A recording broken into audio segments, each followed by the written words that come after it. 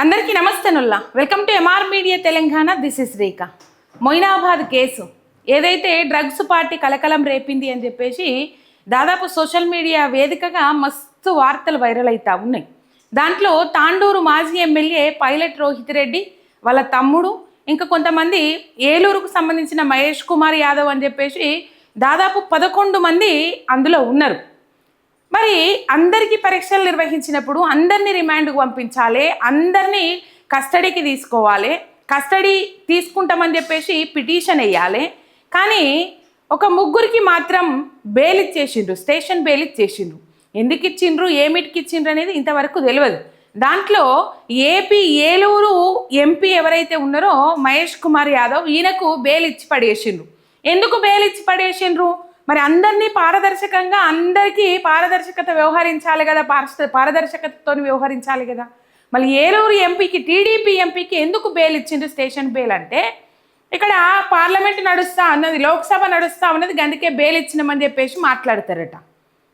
అంటే ఆయన ఇంకేదన్నా పని చేసిపోతాడు, ఇంకేదన్నా పని చేస్తాడు, లేకపోతే ఇంకో చేయరాని పని ఇంకొకటి చేస్తాడు, బెయిల్ ఇచ్చి పంపిస్తారా లోక్సభకు? ఆయన అక్కడ ఒడిచేసేది ఏమున్నది అంతగానం? అందరినీ కస్టడీలోకి తీసుకోవాలి, అందరికీ అజ్జేయాల్సిన అవసరం ఉన్నది. దొరికిన వాళ్ళందరూ నిందితులు ఎవరైతే ఉన్నారో వాళ్ళని సమానంగా చూడాల్సిన అవసరం ఉన్నది. అయితే డ్రగ్స్ దొరికినాయట, దొరికినాయి ఎన్ని తెలుసా? కోర్టులో నిలబడనంత 0.2 గ్రామ్సా లేకపోతే ఎన్ని గ్రాములు దొరికినాయి ఏం కథ తెలియదు. కానీ మొత్తం మీద ఆ డ్రగ్స్ కేసు పెడితే అది కోర్టులో నిలబడది అని చెప్పేసి కాల్పుల కేసు పెట్టేసిండ్రు. కాల్పుల కేసు పెట్టేసి ఇలా చాలా అంశాలు రాసుకొని వచ్చిర్రు చాలా పేపర్లల్లా. మళ్ళీ ఏలూరు ఎంపీ గురించి అయితే హైలైట్ చేసుకుంటా రాలే. ఎందుకు చేసుకుంటా రాలేదు ఏం కథ తెలియదు. కాకపోతే ఇక్కడ ఈ పార్టీ మొయినాబాద్ ఫామ్ హౌస్ ఏదైతే ఉన్నదో దాంట్లో చేసుకున్న పార్టీలో ఒక్కొక్క రాష్ట్రం నుంచి ఒకరు హాజరు పడ్డారు. ఎప్పటి నుంచో ప్లాన్ చేస్తూ ఉన్నాడట పైలట్ రోహిత్ రెడ్డి, పార్టీ చేసుకుందాం అనే అంశాలు అయితే తెర మీదకి వస్తూ ఉన్నాయి.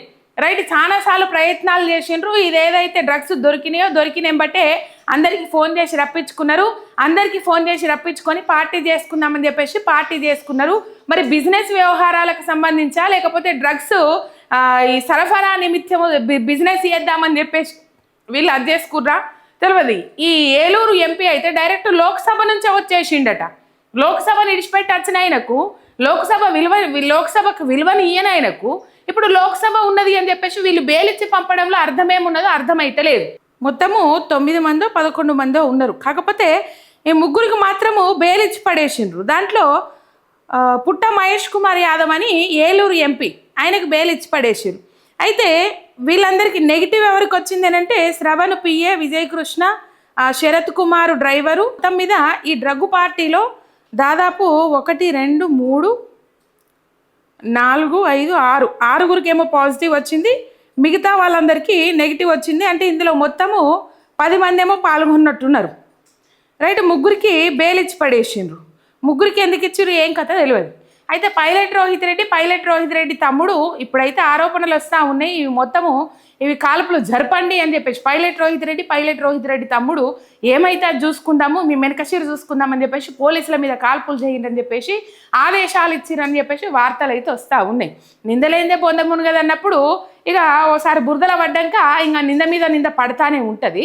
ఇక అయితే వీళ్ళకు పాజిటివ్ వచ్చిన తర్వాత మోకాలికి బోడిగుండుకు లింక్ పెట్టినట్టు అసలు కేటీఆర్కు ఆ ఫామ్ హౌస్ పార్టీకి సంబంధమే లేదు. బీఆర్ఎస్ పార్టీ వర్కింగ్ ప్రెసిడెంట్ కేటీఆర్కు ఆ ఫామ్ హౌస్లో జరిగిన పార్టీకి సంబంధమే లేదు. కానీ కేటీఆర్ మీద బురద చల్లి కేటీఆర్ ఈ సమావేశం ఏర్పాటు చేసిండ్రు అని చెప్పేసి కాంగ్రెస్కు సంబంధించిన సోషల్ మీడియా ఏదైతే ఉంటుందో, కాంగ్రెస్ నాయకులు ఎవరైతే ఉంటారో వాళ్ళందరూ విరుచుకపడతా ఉన్నారు. 6 గ్యారంటీలు అమలు కాలేదు అన్నప్పుడు స్పందించడానికి రాదు, కానీ ఇక ఇట్లా బురద చల్లడానికి రివర్స్ అటాక్ చేయడానికి మాత్రము రెడీగా ఉంటారు కాంగ్రెస్ పార్టీ నాయకులు అనేది మాత్రం ఇక్కడ క్లియర్ కట్గా అర్థమైంది. రైట్, ఎందుకు చర్యలు తీసుకోలేదు, ఎందుకు చర్యలు తీసుకుంటలేడు కేసీఆర్? అసలు డ్రగ్స్ వ్యవస్థను మేము పూర్తిగా వ్యతిరేకిస్తాం, డ్రగ్స్ కల్చర్కు మేము విరుద్ధం అని చెప్పేసి ఎప్పటి నుంచో బీఆర్ఎస్ పార్టీ నాయకులు చెప్పుకుంటూ వస్తానే ఉన్నారు. దీని మీద కేటీఆర్ స్పందించిండ్రు, deputy floor leader Harish Rao garu స్పందించిండ్రు, ఇటు పోతే ఈయల కేసీఆర్ కూడా స్పందించిండ్రు. రైట్, మొత్తం మీద బీఆర్ఎస్ వర్కింగ్ ప్రెసిడెంట్ కేటీఆర్ స్పందించుకుంటా ఏమన్నారు, ఎటువంటి ఏమంటారు ఎటువంటి అవకతవకలు జరగకుండా ఎవరున్నా సరే దీంట్లో ఎవరున్నా సరే చర్యలు తీసుకోవాలి కంపల్సరీ. ఈ పార్టీ ఆ పార్టీ అని కాదు, ఎవరున్నా సరే చర్యలు తీసుకోవాల్సిందే ఆ నిజ నిర్ధారణ అయితే అని చెప్పేసి వర్కింగ్ ప్రెసిడెంట్ కేటీఆర్ స్పందించారు. మహేష్ కుమార్ గౌడ్ ఎవరైతే టీపీసీసీ అధ్యక్షుడు ఉన్నాడో ఆయన మాట్లాడిండ్రు అసెంబ్లీ వేదికగా డ్రగ్స్ టెస్టులు చేస్తాం అట్లా ఇట్లా అని చెప్పేసి. అవు చేయాలి, బరాబర్ చేయండి, మేము సిద్ధము అని చెప్పేసి హరీష్ రావు గారు స్పందించిండ్రు, కేటీఆర్ గారు స్పందించిండ్రు. మహేష్ కుమార్ గౌడ్ గారు విసిరిన సవాల్కు మరి ఇప్పుడు సప్పులు లేదు, సప్పులు లేదు. మొత్తం మీద బిజినెస్ నిమిత్తం కలిసిండ్రా, పార్టీ నిమిత్తం కలిసిండ్రా, ఎందు నిమిత్తం కలిసిండ్రా అనేది తెలియదు. కాకపోతే రాష్ట్రానికి ఒకలైతే ఉన్నారు. ఏకంగా ఆ ఎంపీ అయితే లోక్సభను విడిచిపెట్టుకొనే వచ్చిండట. మరి ఆయనకెందుకు ఎవరి కనుసన్నల్లో ఆ ఎంపీకి బెయిలిచ్చి పంపించిండ్రు? ఇక్కడ అధికార పార్టీ నాయకుల కనుసన్నల్లో బెయిలిచ్చి పంపించిర్రా లేదా? దీనికి సమాధానం కావాలి. అక్కడ సీఎం ఇక్కడ సీఎము ఇక మరి ఆయన గురువు గారి ఆదేశాల మేరకు ఈ శిష్యుడు గారు ఏం చేసిండ్రు ఏం కథ తెలియదు. కానీ మరి బెయిల్ వస్తే అందరికీ రావాలి స్టేషన్ బెయిల్, లేకపోతే ఎవరికి కూడా రావద్దు. కస్టడీ పిటిషన్ కూడా వేసిర్రట. ఇట్లున్నది కథ, ఇట్లా నడిపిస్తూ ఉన్నారు వ్యవహారం. కానీ మొత్తం మీద మాజీ ముఖ్యమంత్రి కేసీఆర్ గారు దీని మీద స్పందించిండ్రు. పైలట్ రోహిత్ రెడ్డికి లేఖ పంపిండ్రు. వాస్తవానికి ఇవి చర్యలు తీసుకోబడను అన్నట్లుగానే ఒక లేఖ పంపిండ్రు. ఒకసారి మనం చూద్దాం ఆ లేఖలో ఏ అంశాలు ప్రస్తావించరు ఏం కథ. వారం రోజుల లోపు అంటే ఈ లేఖ ఎప్పుడైతే విడుదలైందో, ఈ లేఖ ఎప్పుడైతే ఆయనకు పంపినట్టున్నదో అప్పటి నుంచి వారం రోజుల లోపు 7 రోజుల లోపు లిఖితపూర్వకమైన సమాధానం ఇవ్వాలి.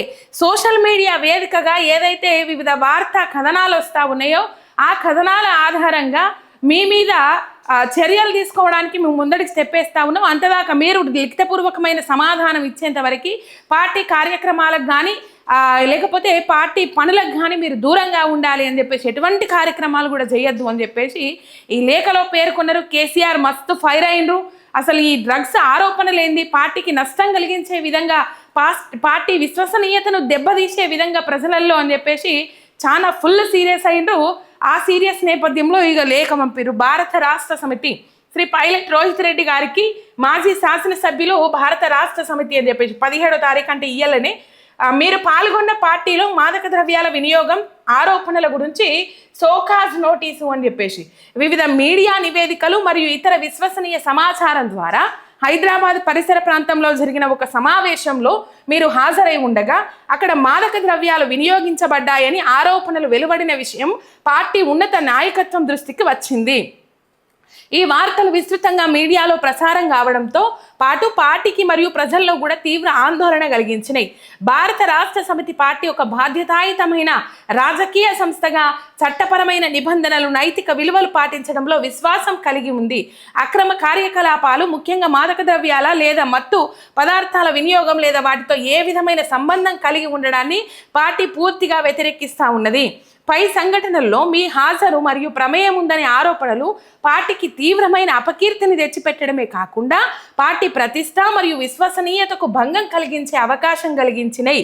ఈ పై విషయాలను దృష్టిలో ఉంచుకొని పార్టీ అధ్యక్షులు శ్రీ కేసీఆర్ గారి ఆదేశం మేరకు ఈ నోటీసు అందిన తేదీ నుండి 7 రోజుల లోపు మీడియా ద్వారా వచ్చిన ఆరోపణలపై మీ జవాబు స్పష్టంగా వివరిస్తూ స్పష్టంగా సమగ్రంగా లిఖితపూర్వకమైన సమాధానం ఇవ్వాలి అని చెప్పేసి మాజీ ముఖ్యమంత్రి కేసీఆర్ గారి ఆదేశాల మేరకు ఈ నోటీసులు పైలట్ రోహిత్ రెడ్డికి పంపుడు జరిగింది. రైట్, మరి పైలట్ రోహిత్ రెడ్డి దీని మీద ఏం సమాధానం చెప్తారు?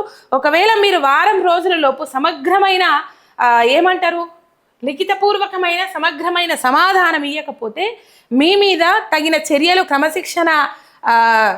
క్రమశిక్షణ పరమైన చర్యలు తీసుకోబడతాయి అని చెప్పేసి ఇగో ఈ నోటీసులు పంపించిర్రు. రైట్, వార్తా కథనాల ద్వారా ఇక ఏమున్నది, ఇంకొక నోటీసు కూడా పంపకుండా మీరు స్పష్టమైన నివేదిక లేకపోతే స్పష్టమైన మీ ఆన్సర్ మీ జవాబు కనుక మీరు ఇవ్వకపోతే, లిఖితపూర్వకమైన సమాధానం మీరు ఇవ్వకపోతే మీ మీద తగిన చర్యలు తీసుకోబడను, తదుపరి ఎటువంటి నోటీసులు లేకుండా అని చెప్పేసి పార్టీ జనరల్ సెక్రటరీ సోమభరత్ కింద సంతకం పెట్టిర్రు. మొత్తం మీద ఈ విధమైన చర్యలు తీసుకుంటున్నాము అని చెప్పేసి లేఖ రాసేసిండ్రు, అయిపోయింది, నోటీసులు పంపించిర్రు. మరి వారం రోజులలోపు ఏం స్పందిస్తారు? ఆల్రెడీ పాజిటివ్ వచ్చిందని చెప్పేసి వార్తలు అయితే వైరల్ అవుతా ఉన్నాయి. ఎవరినైనా సరే ఈ వ్యతిరేక విధానాలకు పాల్పడతా ఉన్నారో, సమాజాన్ని తప్పుదో పట్టించే విధంగా, లేకపోతే ఈ డ్రగ్స్ ఏదైతే పాజిటివ్ వచ్చిందట, అందుకని రిమాండ్కి పంపించారు. మరి ఆ లోక్సభకు పంపించిన ఆయనకు కూడా పాజిటివ్ వచ్చిందట. మరి ఆయనను ఎందుకు బెయిల్ మీద విడుదల చేసిరనేది తెలియదు. కాకపోతే ప్రతి అంశంలో, ప్రతి విషయంలో బీఆర్ఎస్ పార్టీలో ప్రధానంగా మాట్లాడుతున్న నాయకులు ఎవరైతే ఉన్నారో, కాంగ్రెస్ పార్టీకి మర్రనీయకుండా చేస్తున్న నాయకులు ఎవరైతే ఉన్నారో, ప్రజల తరపున కొట్లాడుతున్న నాయకులు ఎవరైతే ఉన్నారో, ప్రజల పక్షాన పోరాటం చేస్తున్న లీడర్లు ఎవరైతే ఉన్నారో, అటు కేటీఆర్ కావచ్చు, హరీష్ రావు కావచ్చు, ఇంకా మిగతా సీనియర్ నాయకులు కావచ్చు, ఏ చిన్న అంశాన్నైనా వాళ్ళని లాగి బదనాం చేయాలి, బురద చల్లాలి, డైవర్షన్ పాలిటిక్స్కి తెరలేపాలనే ఆలోచన చేస్తూ ఉన్నారనేది మాత్రం ఇక్కడ స్పష్టంగా అర్థమవుతా ఉన్నది. ఇగో ఇది కథ. మొత్తం మీద పైలట్ రోహిత్ రెడ్డి మీద వేటేయడానికి సిద్ధమైంది. వారం రోజులలోపు లిఖితపూర్వకమైన సమాధానం ఇవ్వకపోతే మాత్రం కంపల్సరీ చర్యలు తీసుకుంటాం, తదుపరి నోటీసులు లేకుండా అని చెప్పేసి కేసీఆర్ ఫైర్ అయినరు. ఇగో ఆ నోటీసులు జారీ చేసిండ్రు పైలట్ రోహిత్ రెడ్డికి. ఇది కథ. ఒక సబ్స్క్రైబ్ చేసుకొని సపోర్ట్ చేయండి. మీ ఎంఆర్ మీడియా తెలంగాణ. శనార్.